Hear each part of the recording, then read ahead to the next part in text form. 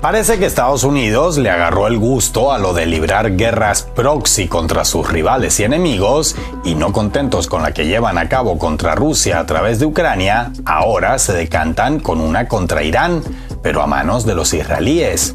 Y el plan no solo está plasmado en un documento de acceso público, sino que ya tiene unos 15 años. Ahí les va.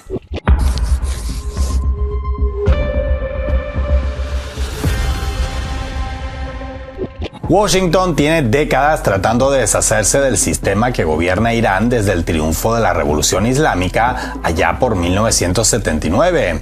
Curiosamente o no, justamente cuando ésta cumplía 30 años, se publicaba un documento de sugerente título: ¿Qué camino tomar hacia Persia? Opciones para una nueva estrategia estadounidense respecto a Irán.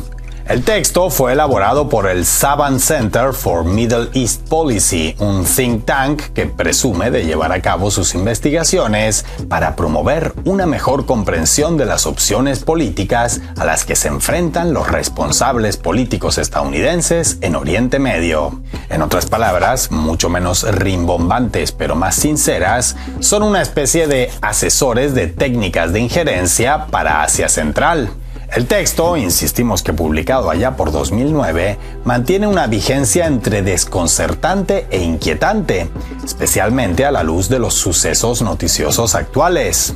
Los autores del documento, de 170 páginas, acusan a Teherán de apoyar a grupos terroristas, promover golpes de Estado en naciones aliadas de Estados Unidos, llevar adelante programas para crear armas de destrucción masiva e interferir maliciosamente en el llamado conflicto palestino-israelí, por lo que opinan que Washington debe encontrar la mejor opción para contener a las autoridades iraníes.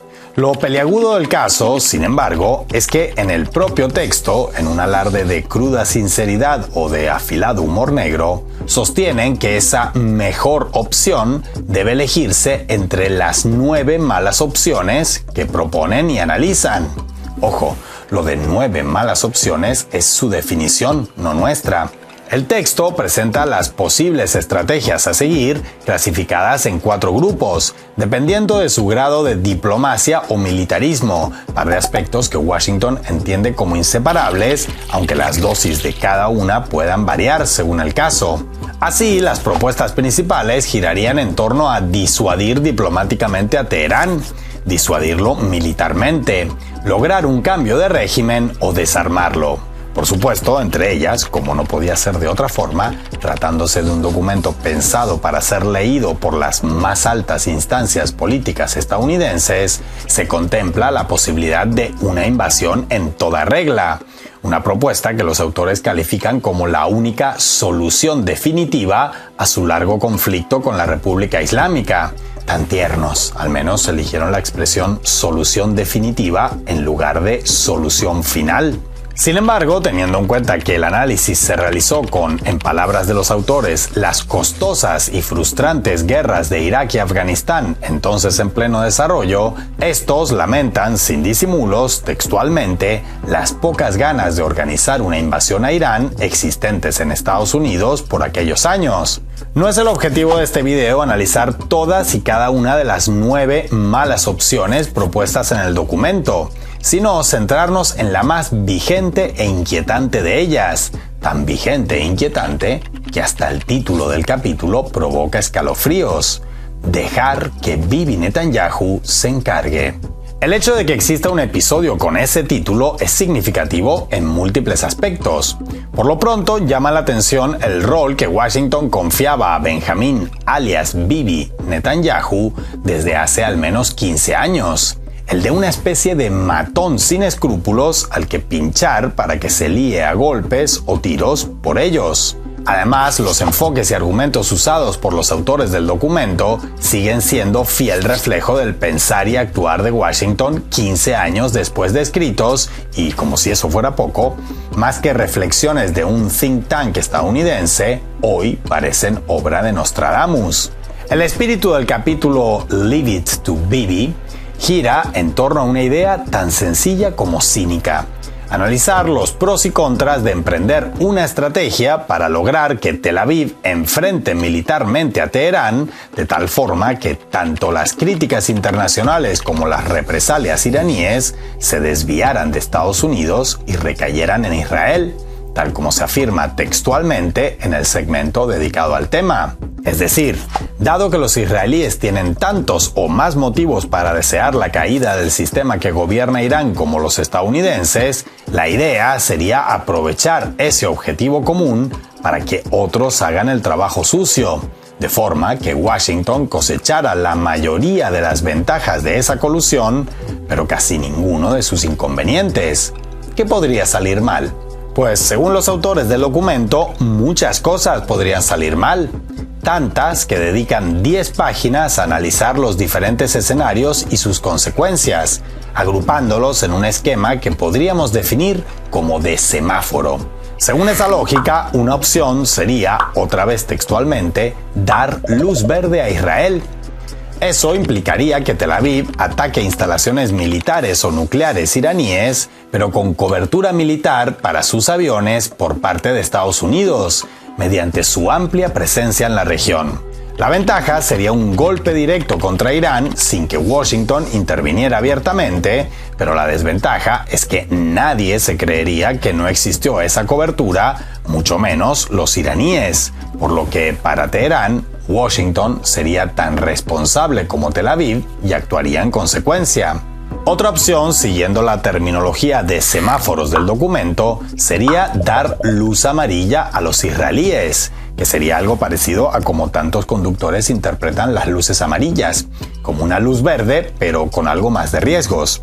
La idea, en este caso, también sería impulsar a los israelíes a realizar el ataque, pero sin ofrecerles gran cobertura militar. La ventaja sería la misma, un golpe tipo proxy contra Irán, pero la desventaja también. Aunque Washington no hubiera dado esa cobertura, en Teherán asumirían que sí, porque es lo que hacen siempre estadounidenses con israelíes, así que a nivel de represalias de Irán contra Estados Unidos, nada cambiaría. Y encima, sin esa cobertura, la operación podría ser un fracaso militar del que los iraníes sacarían pecho. Como ya podrán intuir, la tercera opción analizada es la de dar luz roja a los israelíes, es decir, disuadir a Tel Aviv para evitar que ataque Irán. Según los autores del informe, tampoco esta sería buena idea, porque el Estado de Israel podría saltarse esa luz roja y atacar de todas formas, con lo que, además de las desventajas comentadas en los casos de luz verde y amarilla, Washington quedaría desautorizado y cosecharía menos ventajas de las que obtendría autorizando el ataque abierta o disimuladamente. Como en este caso tal vez no intuirán, los autores también evaluaron una cuarta opción, que sería no dar ninguna luz a Israel, o en otras palabras, desenchufar el semáforo. Según el documento, esta sería la peor de las 4 opciones, porque haría que Washington, además de lucir desautorizada y cosechar pocas ventajas, sería tomada completamente por sorpresa ante una previsible retaliación iraní. Es decir, el documento aborda un abanico de escenarios en los que Washington debe elegir qué tanto arriesga y qué tanto obtiene haciendo que el Estado de Israel ataque a Irán de forma amplia y abierta, sabiendo que juega en un terreno impredecible. Y a tenor de lo visto en meses recientes, el gobierno de Biden poco a poco se decanta por una mezcla entre todas las opciones, según las circunstancias del momento, como si se tratara de un semáforo con los cables pelados y cortocircuitando. Por eso, desde octubre de 2023, un día la Casa Blanca afirma que apoya a Tel Aviv sin matices. Al día siguiente parece estar profundamente molesta con el gobierno de Netanyahu. Al rato los llena de armas, mientras mirando de reojo las encuestas, declaran con fingido pesar que las IDF deberían matar menos civiles y en general mantienen una postura con un fondo claro, pero forma esquizofrénica, con Gaza, Líbano y también con Irán, puesto que geopolíticamente todos ellos están interconectados. No es la primera vez que un think tank recomienda y al mismo tiempo vaticina la política a seguir de Washington respecto a uno de sus rivales o enemigos. Tampoco es la primera vez que la Casa Blanca utiliza a algún aliado para tratar de lograr sus objetivos, ganando más de lo que arriesga.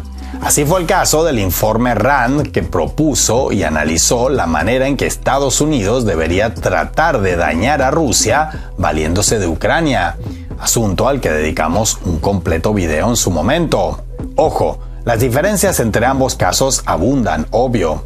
Mientras para el Deep State estadounidense el caso ucraniano es como un pañuelo que puede desecharse una vez cumplida o incumplida su misión, el israelí, lejos de ser considerado un objeto de higiene personal cualquiera, es visto por Washington como un portaaviones gigante e insumergible, sólidamente ubicado en un territorio clave para los intereses estadounidenses y sin soldados propios que tengan que morir para defenderlo. Pero las coincidencias entre ambos casos superan a las diferencias, porque detrás de cada uno de ellos nos encontramos con el mismo protagonista, los mismos objetivos y sobre todo la misma falta de escrúpulos.